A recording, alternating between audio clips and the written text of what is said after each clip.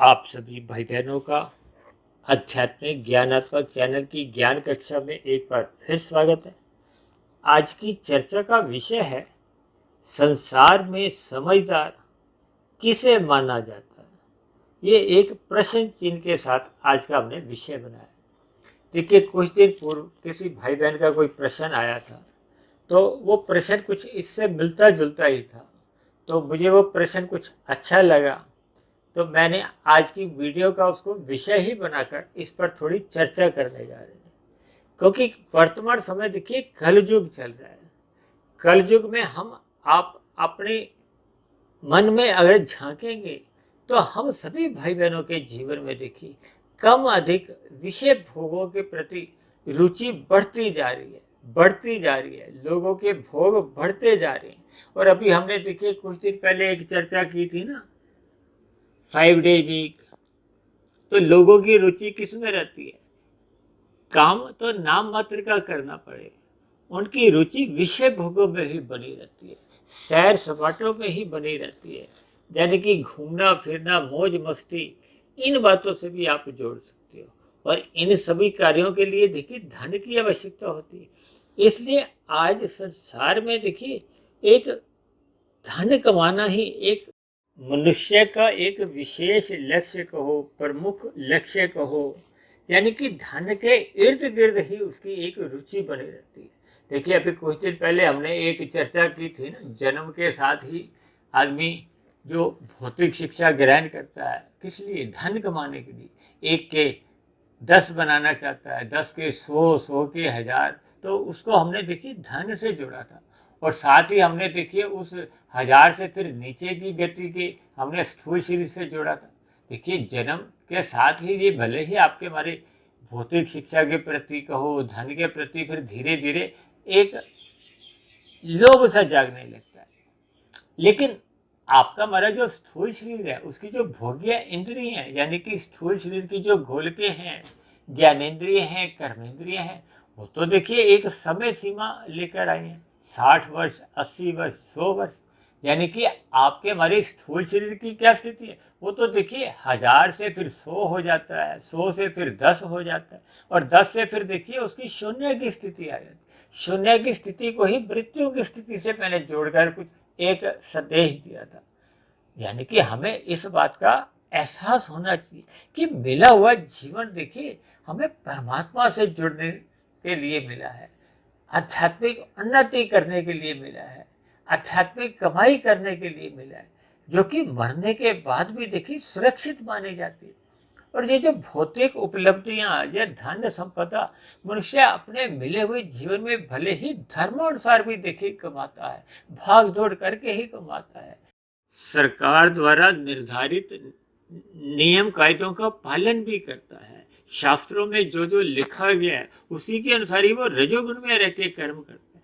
लेकिन फिर भी देखिए मरने के बाद, क्योंकि मृत्यु एक स्थूल शरीर की एक सच्चाई है जिसको हम अस्वीकार कर ही नहीं सकते। देखिए, कोई भी ऐसा मनुष्य नहीं है जिसकी देखिए जन्म होने के बाद मृत्यु ही नहीं हो। ये अलग बात है। देखिए, कोई 60 वर्ष की आयु लेके आए, कोई 80 वर्ष की, कोई 100 वर्ष की, कोई 120, 30, 40 वर्ष की। लेकिन मृत्यु तो एक निश्चित एक घटना है, उसको हम अस्वीकार कर ही नहीं सकते। और मृत्यु के साथ ही ये जो भौतिक उपलब्धियां जितनी भी होती हैं, ये देखिए मरने के बाद ये समाप्त समझी जाती है। या दूसरे अर्थों में यूं भी कह लो कि मरने के साथ ही, जब मरने की अवस्था आने से लगभग कुछ वर्ष पूर्व ही वो आपके हमारे लिए कोई महत्व नहीं रखती।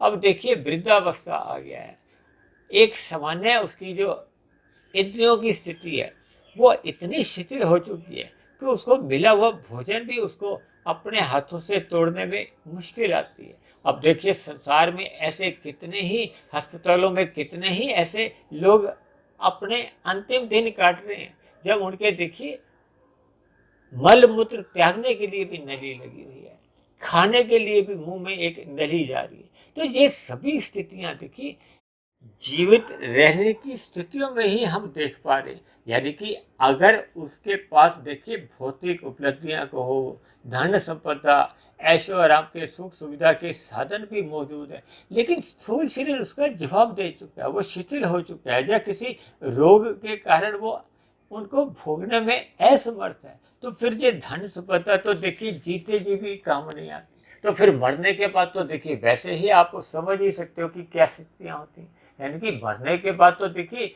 आध्यात्मिक उन्नति ही आपके हमारे साथ आगे जाती है, आगे जाने का अभिप्राय है, क्योंकि आपके हमारे देखिए तीन शरीर हैं, स्थूल शरीर, सूक्ष्म शरीर और कारण शरीर। मृत्यु किसकी होती है? स्थूल शरीर की होती है, जो पृथ्वी जल अग्नि वायु आकाश का बना हुआ।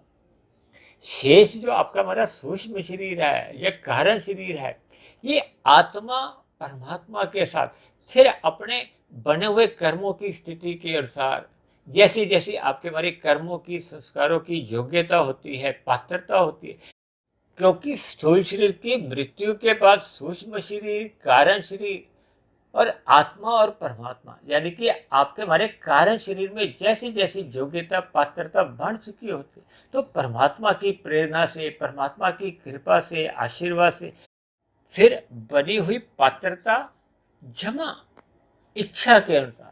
अब देखिए यदि हमारी पात्रता देखिए सुख भोगने की बनी हुई है, ऊपर की जोनियों में जाने की बनी हुई है, लेकिन मन में इच्छा नहीं है, क्योंकि ऊपर की जोनियां हो या नीचे की जोनियां, वो भोग जोनियां मानी जाती हैं।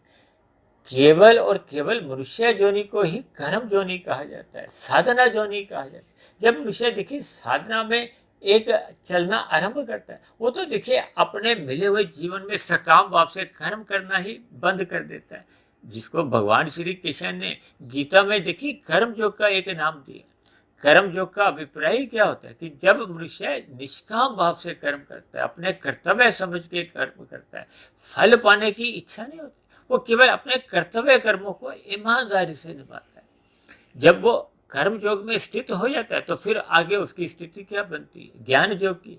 फिर ज्ञान योग के बाद उसकी भक्ति योग की स्थिति बनती है, और भक्ति योग में देखिए मनुष्य के जो कारण शरीर में जो अशुभ संस्कार होते हैं, जो जन्म मरण का एक कारण बनते हैं, देखिए कर्माशय से मुख्य बात वो संस्कारों में होती है। देखिए कर्माशय तो मायातीत की स्थिति में भी समाप्त नहीं होता, लेकिन उसको शास्त्रों में कहा गया कि वो कर्माशय को समाप्त मान लिया जाता है, जैसे ही आपके हमारे उस विषय भोगों से संबंधित जो अज्ञानता के संस्कार है, भोग के संस्कार, वो दग्ध बीज हो जाते हैं। क्योंकि जब जब बीज रहते हैं, संस्कार रहते हैं, तो उन बीजों का देखिए अंकुरण होता है, किसमें? मन बुद्धि में। जब जब उनके फुरने जागते हैं, वृत्तियां जागती हैं, तो वैसे वैसे फिर वो फुरने कहो, वृत्तियां कहो, विचार कहो, वो फिर स्थूल शरीर की गोलकों द्वारा भोग भी करवाती हैं। ज्ञानेंद्रियों द्वारा भोग होता है और कर्मेंद्रियों द्वारा नए कर्म होते हैं। जैसे जैसे आपके हमारे देखिए कारण शरीर में वो बुरे संस्कार हो या अज्ञानता के संस्कार वो समाप्त हो जाते हैं, तो फिर अंकुरण नहीं होता, तो फिर स्थूल शरीर के रहते रहते मनुष्य का कारण शरीर और सूक्ष्म शरीर, ये दोनों शरीर समाप्त हो जाते हैं। तब ऐसी स्थिति में यानी कि स्थूल शरीर के मरने के बाद फिर मनुष्य के पास कोई नए जन्म का कारण नहीं बचता, क्योंकि नए जन्म का कारण क्या है? वो कारण शरीर, जिसका नाम ही कारण शरीर है। अक्सर एक साधारण मनुष्य देखिए अपने स्थूल शरीर से कुछ अंश तक एक परिचित रखता है, उसको सूक्ष्म शरीर में भी थोड़ा सा ज्ञान मन बुद्धि का होता है, जबकि उसको कारण शरीर का विशेष ज्ञान होता नहीं। ये विशेष ज्ञान देखिए शास्त्रों को पढ़ने से होता है, ब्रह्म मुहूर्त में उठने से होता है। हम जितने जितने अनुपात में साधना में आगे बढ़ते जाते हैं, तो परमात्मा के ये जो प्रकृति के जो 3 गुण हैं, जो कि नित्य कहे जाते हैं, भले ही ये जड़ हैं, तमोगुण, रजोगुण और सतोगुण, इनको क्रमशः 10 गुना अच्छा माना जाता है। यानी कि तमोगुण से 10 गुना अच्छा रजोगुण है, रजोगुण से भी 10 गुना अच्छा सतोगुण। ये किस लिए कहा जाता है? क्योंकि तमोगुण में मनुष्य पाप कर्म करता है, रजोगुण में मनुष्य एक धर्मानुसार कर्म करता है, भले ही अन्य जीवों के सुख के लिए कोई विशेष कार्य नहीं करता, लेकिन उनको दुख भी नहीं देता। ये साधारण पुण्य कर्म माने जाते हैं। और सतोगुण में देखिए हम परोपकार के कार्य करने लगते हैं। भले ही उन परोपकार के कार्य करने के पीछे हमारा भी उद्देश्य होता है कि हमें भी सुख मिले, जीवन में अनुकूल परिस्थितियां मिले, सुख सुविधा स्वाद भरे व्यंजन मिले, समाज में सम्मान सत्ता हमें मिले। ये सभी देखिए भोग्य है, सुख के साधन है। जब इनकी इच्छा धर्मानुसार बनी रहती है तो हम रजोगुण में रहते हैं। जब हम पुण्य कर्म करके इन लक्ष्यों की प्राप्ति करना चाहते हैं तो ये परोपकार के कार्य सात्विक स्थितियां बनती हैं। जब मनुष्य का देखिए इन विषय भोगों के प्रति, चाहे वो मान सम्मान हो, चाहे संसार के बड़े से बड़ा सुख भी हो, इनकी जब उसकी इच्छा नहीं रहती तो फिर वो निष्काम भाव से कर्म करता है। इसीलिए तो कहा जाता है कि मरते समय यदि आपके देखिए निष्काम कर्मों के बहुत ही अच्छे संस्कार हैं और पात्रता तो देखिए सुख पाने की पहले ही उसकी होती है, लेकिन वो इन ऊपर के जो जोनियों की यानी स्वर्ग जोनियों के सुखों का भी त्याग कर देते हैं और वो अपनी आध्यात्मिक उन्नति के साधना को ही एक महत्व देता है। इसीलिए उसके मन में इच्छा यानी कि पात्रता तो बनी रहती है, लेकिन इच्छा नहीं रहने से उसको परमात्मा के आशीर्वाद से बार बार केवल मनुष्य जो नहीं मिलती, तब तक जब तक उसको देखिए वो मायातीत की स्थिति नहीं होती। क्योंकि मायातीत की स्थिति होने पे तो फिर जन्म मरण का बंधन ही समाप्त हो जाता है, मोक्ष की स्थिति बढ़ जाती है। ऐसी स्थिति में देखिए फिर आध्यात्मिक शरीर की प्राप्ति होती है। उस आध्यात्मिक शरीर में देखिए रहते हुए आत्मा आनंदमय स्थिति में रहती है, परमात्मा के सानिध्य में एक मोक्ष काल का जो कि बहुत लंबा समय करोड़ों वर्षों का होता है, उस समय विशेष में वो आनंदमय स्थिति में रहती है। क्योंकि आत्मा देखिए सत्य चित्त है, ज्ञान स्वरूप है, जबकि आनंद स्वरूप केवल और केवल परमात्मा की सत्ता को कहा जाता है। हालांकि शास्त्रों में तो देखिए कहा जाता है कि सभी आत्माओं का स्वभाव है सुख पाने की प्रवृत्ति, और सुख भी हम चाहते हैं देखिए घटे नहीं। इस संसार में क्या होता है, हम जितने भी सुख प्राप्त करते हैं तृप्ति नहीं होती, क्योंकि प्रकृति के सुखों का एक ऐसा स्वभाव है कि वो तृप्ति नहीं देती, वो क्रमशः घटायमान होते हैं। आप पहला रसगुल्ला खाते हो आपको अच्छा लगता है, दूसरा कम अच्छा लगता है, यानी कि पहला जितना सुख देता है दूसरा उतना सुख नहीं देता। हम इन सुखों को देखिए पकड़ नहीं सकते, हम रसगुल्ले को अपनी जीवा के तले रख नहीं सकते। आधा मिनट, 1 मिनट, 2 मिनट कब तक रख सकते? हम किसी भी सुख को, चाहे वो देखिए गंध का हो, रस का हो, रूप का हो, स्पर्श का हो, चाहे शब्द का हो, ये जितने भी भोग विषय हैं इनके सुखों को हम देखिए जिसको कहते हैं पकड़ नहीं सकते, होल्ड नहीं कर सकते, क्योंकि सुखों का ऐसा स्वभाव है कि वो आरंभ में देखिए अधिक सुख देते हैं, वो फिर क्रमशः घटते जाते हैं, और फिर भी यदि हम उन सुखों को पकड़ते हैं तो फिर वो हमारे दुख का कारण बनते हैं। अब देखिए आप तीसरा रसगुल्ला खाओगे, चौथा खाओगे, पांचवा खाओगे तो क्या स्थिति बनेगी? क्या आपको उल्टी आने लगेगी, यानी कि उल्टी आना कोई सुखद स्थिति तो है नहीं, ये एक दुखद स्थिति। तो इन सभी बातों से देखिए उदाहरणों के हमें भावार्थ समझने होंगे। हमने प्रकृति द्वारा जितने भी देखिए सुख मिलते हैं सभी सुखों पर ये आप नियम लागू कर सकते हो, चाहे किसी भी प्रकार का देखिए सुख। जबकि संसारी तराजू में हम क्या तोलते हैं? सुखों को तोलते हैं, हम सुखों को अधिक महत्व देते हैं। वजन देने का मतलब कहो, महत्व देने का मतलब कहो, एक ही बात है। ये संसार भी तो एक तराजू है जो आज हमने देखिए विषय लिया है। संसार में समझदार किसे माना जाता है? आज कलयुग में देखिए किसको समझदार माना जाता है? जो इन संसारी सुखों को पाने में ही अपना लाभ समझता है, और जबकि इन संसारी सुखों में जब उसको प्राप्ति नहीं होती तो वो इसी को ही अपनी हानि समझता है। देखिए मनुष्य अपने जीवन में आरंभिक स्थितियों में तो देखिए एक लाभ की स्थिति में रहता है, लेकिन जैसे जैसे उसकी भोग विषयों में रुचि बढ़ने लगती है तो उसको लाभ के स्थान पे फिर वो लोभ की स्थिति आती है। लाभ का अभिप्राय देखिए एक आवश्यकता से लिया जाता है। देखिए स्थूल शरीर की आवश्यकता है, इस बात से तो शास्त्रों में भी इनकार नहीं किया गया। मुझे भी भोजन चाहिए, अभी ब्रह्म मुहूर्त चल रहा है, अभी कुछ समय बाद देखिए मुझे भी भूख लगेगी, मैं भी नाश्ता करूँगा। तो ये सभी स्थितियाँ देखिए स्थूल शरीर के साथ बंधी हुई हैं। हमें दोपहर का, शाम का भोजन खाना होता है। तो ये सभी स्थितियों में देखिए आपको हमें स्थूल शरीर की आवश्यकताएं होती हैं। 2 4 5 जोड़ी कपड़े भी चाहिए, रहने को स्थान चाहिए। ये सभी स्थितियों के लिए हमें देखिए पुरुषार्थ करना होता है। तभी तो कहते हैं ना, आवश्यकता की प्राप्ति के लिए यदि हम पुरुषार्थ करते हैं तो वो भी निष्काम भाव से ही कर्म माने जाते हैं। जब हम भोग इच्छाओं के लिए भाग दौड़ करते हैं, 2 के 4, 4 के 40, 40 के फिर 4,000, लाख, करोड़, ये क्या स्थिति है? देखिए कहता है ना, आरंभ में लाभ से मनुष्य लोभ की ओर जाता है। लोभ क्या होता है? उसको मन में जब देखिए, जब संसार के सुख पदार्थ अधिक लुभावने लगते हैं, आकर्षित लगते हैं, क्योंकि संसार की देखिए चकाचौंध से मनुष्य बहुत जल्दी देखिए प्रभावित होता है। ये जो विज्ञापन क्यों दिखाए जाते हैं, ये आप टीवी पे देखो या मोबाइल पे देखो, जगह जगह देखिए भोग के विज्ञापन आते हैं। तो ये विज्ञापन लुभावने इसलिए तो बनाए जाते हैं कि एक साधारण मनुष्य उन विज्ञापनों से प्रभावित होते हुए उनके उत्पादों को खरीदे। उत्पादों को खरीदने का मतलब क्या है? उनका भोग करे। यानी कि मनुष्य इन सुखों से ऐसा प्रभावित होता जाता है, फिर धन कमाना ही उसके मन में बैठ जाता है। फिर वो विभिन्न प्रकार की योजनाएं बनाता रहता है। वो योजनाएं बनाते बनाते किस लिए?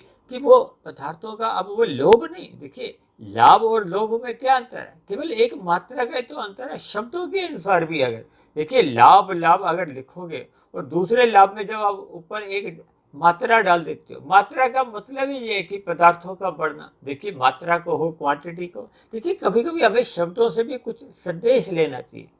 अब जब लोभ बढ़ने लगता है तो फिर वो संग्रह वृत्ति आ जाती है। अब संग्रह वृत्ति आते आते जब देखिए महासंग्रह वृत्ति बढ़ने लगती है, मुझे कुछ ऐसा ज्ञात आ रहा, देखिए संसार में कुछ ऐसे ऊपर के जो 50 कंपनियां होती हैं, फॉर्चून 50 का शायद कुछ नाम है। यानी कि उन कंपनियों का आधार क्या होता है? कि उनकी संपत्ति इतनी अधिक होती। भले ही ऐसे कुछ उद्योगपति भी देखिए पिछले कुछ वर्षों में चर्चा में आए हैं कि जिन्होंने अपना कमाए गए धन का अधिकांश हिस्सा अब परोपकार के कार्यों में लगा दिया।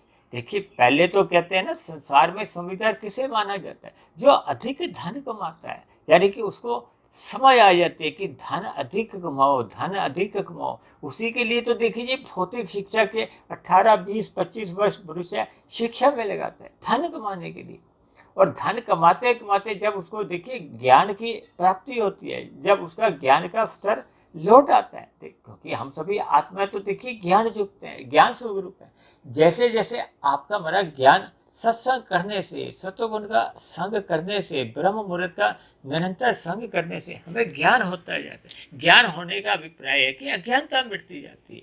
आपका हमारा जो मूल ज्ञान है आत्मा का, वो सहज ही लौटने लगता है, हम मूल स्थिति में आने लगते हैं। तब ऐसी स्थिति में देखिए कमाया गया धन हमें एक बेकार नजर आता है, व्यर्थ नजर आता है। तब ऐसी स्थिति में मनुष्य देखिए उस मिले हुए को या कमाए हुए धन को फिर वो परोपकार के कार्यों में लगाता है। आज कुछ उद्योगपतियों ने देखिए, जो कुछ वर्ष पहले ये फॉर्चून 50 वाली जो मैंने अभी 50 वाली बात की है ना, उनमें उनके नाम थे, लेकिन आज उन्होंने देखिए उस धन का अधिकांश हिस्सा परोपकार के कार्यों में लगाया, क्योंकि अब उनके ज्ञान का स्तर बदल गया है। जबकि संसार में तो देखिए उसको ही समझदार माना जाता है जो अधिक से अधिक धन कमाता है, उसमें चतुराइयाँ आ जाती हैं। भले ही देखिए वो कायदे नियमों के अनुसार ही धन कमाता है, और जब मनुष्य देखिए कायदे नियमों का भी उल्लंघन कर जाता है, अपराध कर जाता है, तब तो देखिए ऐसी स्थिति में सरकार की नज़रों में भी वो देखिए अपराधी माना जाता है। तब वो प्रकृति की नज़रों में तो देखिए पापी को हो, अपराधी को माना ही जाता है। देखिए कुछ स्थितियों में कभी कभी ऐसी स्थितियां भी बनती हैं कि प्रकृति की या परमात्मा की नज़र में हम अपराधी गिने जाते हैं। भले ही देखिए यहाँ संसार की या सरकार की नज़रों में हम अपराधी नहीं माने जाते। देखिए संसार में समझदार किसे माना जाता है, इसलिए तो देखिए आज मुझे अपनी चर्चा का विषय बनाना पड़ा। तो इन सभी बातों से हमें कुछ ज्ञान संदेश लेना चाहिए कि मिले हुए जीवन देखिए हमें साधना करने के लिए मिला है, अपने कर्तव्य कर्मों का पालन करने के लिए मिला है। क्योंकि मनुष्य जो ने एक जिम्मेदारी की एक जोनी है। मनुष्य जोनी पाकर हमने अपने जिम्मेदारियां निभानी है, अपने कर्तव्य कर्मों का पालन करना है। तभी तो देखिए प्रकृति के जो अन्य जीव जंतुओं का भी कल्याण हो सकेगा। देखिए अन्य मनुष्यों का कल्याण करना तो मनुष्य का कार्य है ही। हम जो प्रकृति के जो नीचे की जो 80 लाख प्रकार की जोनियों के असंख्य जीव हैं, देखिए कुछ जीव जंतुओं की, पक्षियों की तो हम सहायता कर सकते हैं भोजन से। अब कितने ही देखिए प्राणी या जीव तो जंगलों में रहते हैं, जिनको देखिए मनुष्य उनके सामने भी नहीं जा सकता। तो ये सभी स्थितियों को हमें देखिए ज्ञान पूर्वक समझना चाहिए। हमें अपने मिले हुए जीवन के उद्देश्य को समझना होगा। ये जो संसार में समझदार किसे माना जाता है, इसका भले ही देखिए आज मेरा कोई विशेष रुचि नहीं थी, लेकिन क्योंकि आपके हमारे कभी कभी देखिए कुछ भौतिक विषय ऐसे होते हैं जिन पर हम चर्चा करते करते एक आध्यात्मिक संदेश की एक नींव तैयार करते हैं।